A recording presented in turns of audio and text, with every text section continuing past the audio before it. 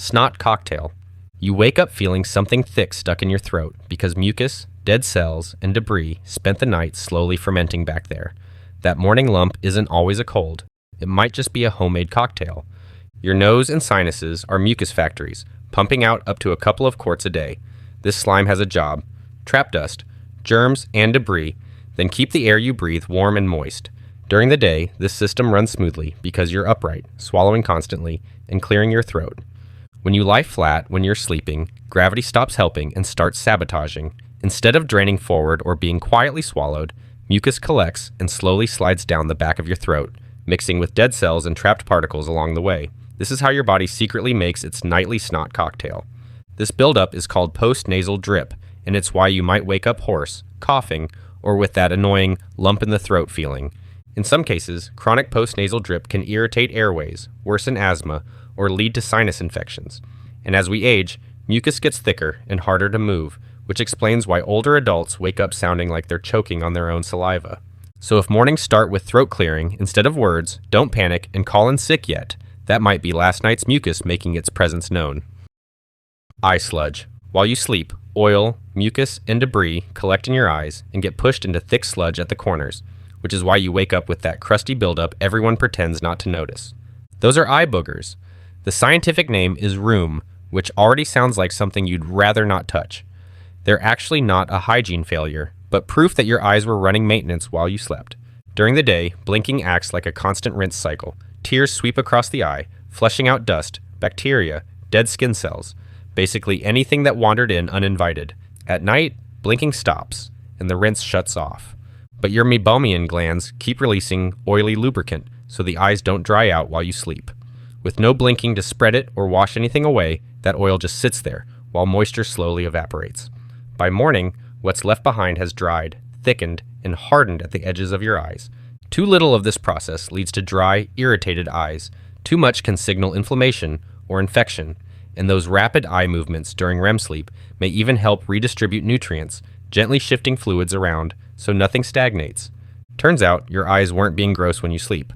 They were tolerating buildup overnight so your vision could start the day clear. Face grease.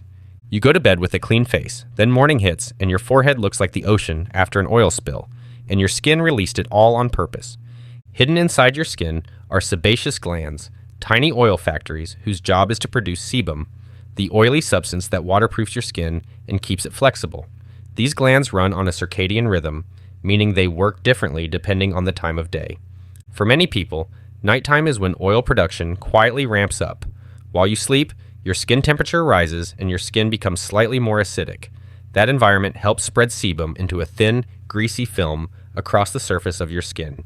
This oil layer mixes with leftover sweat and forms a protective coating called the hydrolipid film, which helps block bacteria and keeps moisture from escaping. The problem is that in oily skin, this protection goes a little overboard. By morning, pores can look stretched, skin feels slick, and your face reflects light like it's been lightly glazed. And despite popular belief, skipping moisturizer makes this worse. When you strip away oil, your skin assumes it's dehydrated and cranks production even higher the next night. Morning grease is just your skin compensating for dryness, sometimes a little too enthusiastically. Saliva spill. You wake up realizing you slobbered all over your pillow, and now you're face down in a pool of your own spit. Saliva is your body's built-in biolube, a slick mix of enzymes that starts digesting food and keeps your mouth from drying out. During the day, you're constantly producing it and automatically swallowing it without thinking. Problem is, when you fall asleep, that system dozes off too. At night, saliva production drops down, your swallowing reflex slows, the jaw relaxes, and your facial muscles let go. If you're sleeping on your side or stomach, gravity takes over, and whatever saliva is left finds the easiest exit, straight out of your mouth and onto the pillow. That puddle isn't just water either. Saliva is loaded with digestive enzymes, and once it's sitting on fabric, bacteria start partying in it, breaking down proteins and producing that unmistakable wet mouth smell. You basically hosted a micro-fermentation event. As embarrassing as it feels, drooling usually means you were in deep sleep feeling relaxed. Sometimes mouth breathing from a blocked nose or sleep apnea makes it even more likely. So no, drooling isn't childish. It's what happens when your body fully powers down and forgets to close the valve. Midnight farts. You fall asleep peacefully, wrapped in blankets. Meanwhile, under the covers, your body relaxes and quietly releases built-up gas straight into the space under your blankets. Inside your large intestine live trillions of bacteria whose full-time job is breaking down leftovers your body couldn't digest, especially certain carbohydrates like beans, onions, and certain fruits. These bacteria ferment that food, and gas is produced as waste. During the day, you're consciously clenching, suppressing, and holding things in because society has rules. But as you sleep, the anal sphincter naturally loosens, removing the last layer of supervision. Add blankets trapping everything above ground, and you've created a low ventilation pocket where the smell has nowhere to go. If you use a CPAP machine for sleep apnea, there's a bonus feature. The steady air pressure can push extra air into your stomach, a process called aerophagia, basically inflating the system overnight. And by morning, it turns your gut into a fart factory. You're not trying to poison your girlfriend sleeping beside you. Your body just scheduled waste removal for the middle of the night. Overnight shedding. While you're lying in bed, doing absolutely nothing impressive, your skin is quietly falling apart. Humans shed somewhere between 500 million and a billion skin cells every day, and a big chunk of that shedding happens at night. Every time you roll over, stretch, or drag an elbow across the sheets, loose cells flake off and drift into the bedding. That harmless-looking bedroom dust, a lot of it is actually dead skin, which is unfortunate because it also happens to be an all-you-can-eat buffet for dust mites. Your skin is like a constantly renewing tile floor. New tiles are laid down deep at the bottom layer, then slowly pushed upward. As they rise, the cells flatten, toughen, and eventually die, forming the outer layer that protects you from the world. This final shedding step is called desquamation, which is just a polite scientific way of saying your dead skin flakes off. At night, this whole process speeds up. Skin cell production peaks around midnight as your body switches into repair mode, fixing damage from sunlight and pollution. The trade-off is that your skin barrier also becomes leakier overnight, losing more water and drying out faster. That's bad for moisture, but great for skincare, because while you're molting like a reptile, your skin is more open to absorbing whatever you put on it. Disrupt this process too often, and flakes, clogged pores, and irritation start stacking up. Eating your insides. Every night, while you're asleep, your intestines shed billions of cells into your own stomach acid, and you digest them before morning. Your digestive tract is one of the most extreme environments in the human body. It's full of hydrochloric acid strong enough to melt flesh, and enzymes designed to rip proteins apart. To survive this chaos, your gut lining can't stick around for long. Instead, it follows a strict rebuild schedule. Your gut lining is under constant acid attack, so instead of patching damage, your body replaces the entire wall every 3 to 5 days. About 100 billion intestinal cells are shed daily. New cells are born deep in the gut lining, then slowly rise upward like workers on a moving scaffold. When they reach the surface, they carry out their job and self-destruct on purpose, a process called apoptosis, then fall into the gut to be broken down and reused. You are literally dissolving yesterday's gut lining and reusing it like leftovers. This constant turnover keeps the barrier tight, preventing gut bacteria from leaking into the bloodstream. By the time you wake up, the dead cells are cleared, the new lining is secure, and the bad germs are locked out again.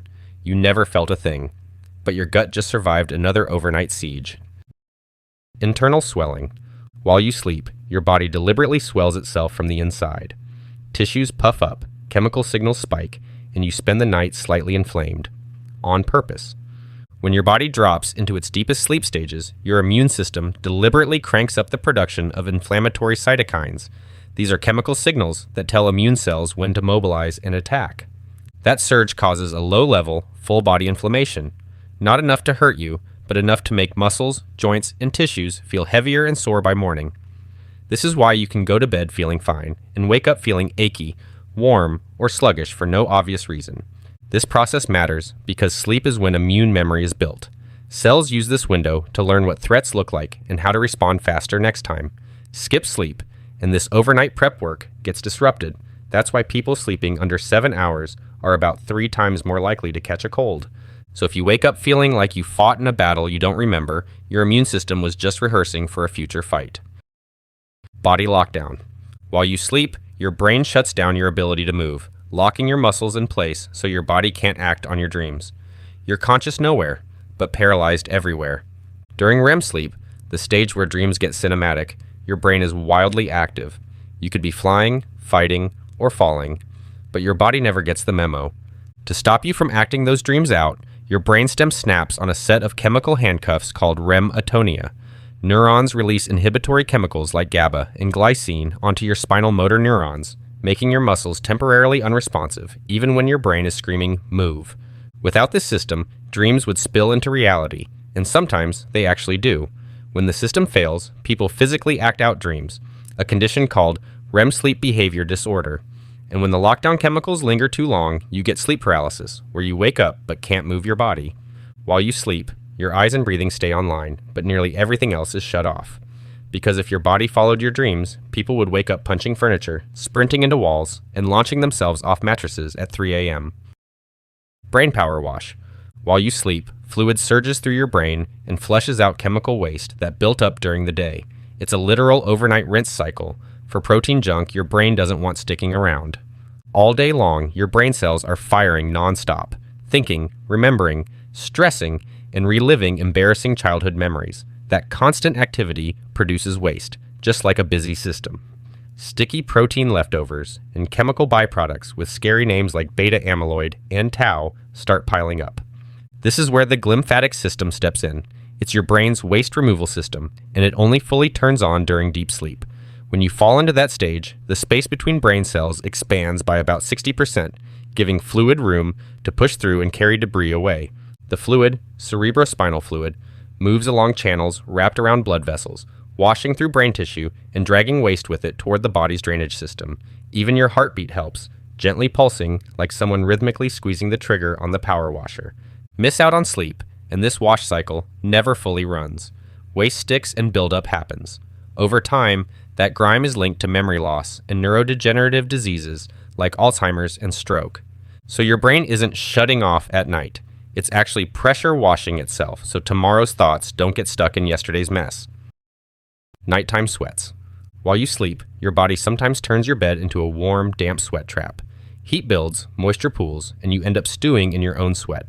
This process is also called night sweats, and it's your body's way of managing temperature when things drift off balance. Normally, your core temperature drops overnight, hitting its lowest point in the early morning.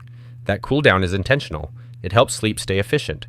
But if the room is too warm, the blankets are too heavy, or your immune system is ramping up, that cooling process can fail. When that happens, the hypothalamus, your internal thermostat, steps in. It activates sweat glands that pump out a salty water mix designed to evaporate off your skin and carry heat away. The problem is that under blankets, that sweat doesn't evaporate efficiently. It lingers. That's when things can get gross. Sweat itself doesn't smell, but skin bacteria love it. They break down proteins in sweat and leave behind that unmistakable sour gym bag aroma. Add skin oil, and the moisture spreads into a thin film that keeps everything warm and damp longer. Most of the time, this is normal. But soaking night sweats can sometimes signal hormonal shifts, infections, or more serious issues. So if you wake up damp and confused, don't panic. Your body wasn't malfunctioning. It was just desperately trying to cool itself and accidentally turned your bed into a sweat stew. Muscle breakdown. While you sleep, your muscles are actively broken down, cleaned out, and rebuilt from microscopic damage. What feels like rest is actually controlled internal destruction. When you lift weights, run, or do anything athletic, you create tiny tears in your muscle fibers. During the day, that damage just sits there. The real work doesn't start until you fall into deep, non-REM sleep. That's when your body treats those torn fibers like a cleanup site. Immune cells called macrophages and neutrophils move in, breaking down damaged tissue and clearing out debris through inflammation. This messy cleanup phase is why muscles feel sore the next day. You're feeling the aftermath of overnight tissue breakdown. Once the debris is cleared, growth hormone release during deep sleep triggers repair. New muscle cells fuse together in a process called myoblast fusion, reinforcing the fibers so they rebuild thicker and stronger than before. If you don't get enough deep sleep, that cleanup and rebuild cycle never fully finishes. Damage accumulates, soreness lingers, and muscles stay weaker than they should be. Over time, recovery slows, and injuries become more likely. So the workout doesn't build muscle. Sleep does, by breaking muscle down first, then putting it back together while you're drooling on your pillow. Spine swelling. All day long, gravity is beating up your spine. Every step, sit and slouch, slowly squeezes the soft discs between your vertebrae, forcing water out of them like sponges being squeezed. By the time evening rolls around, you're actually shorter than you were that morning, sometimes by almost half an inch. Those discs are gel-filled cushions designed to absorb shock and keep your bones from grinding together. During the day, constant pressure flattens them as fluid leaks out. But when you lie down to sleep, the pressure drops. With gravity backing off, the discs begin pulling fluid back in. Water and nutrients seep into them through a process called imbibition, slowly plumping the discs back up so they can cushion your spine again. Basically, your spine spends the night rehydrating and swelling back to its full size. It's a little unsettling to imagine your backbone quietly puffing up while you dream, but it's essential. Skip this nightly reset often enough, and the discs start to crack, bulge, or herniate, leading to chronic pain and reduced movement. So, if you feel taller, looser, or less creaky in the morning, thank your spine for quietly hydrating while you snored the night away. If you liked this video and want to learn more about the human body, check out these other videos.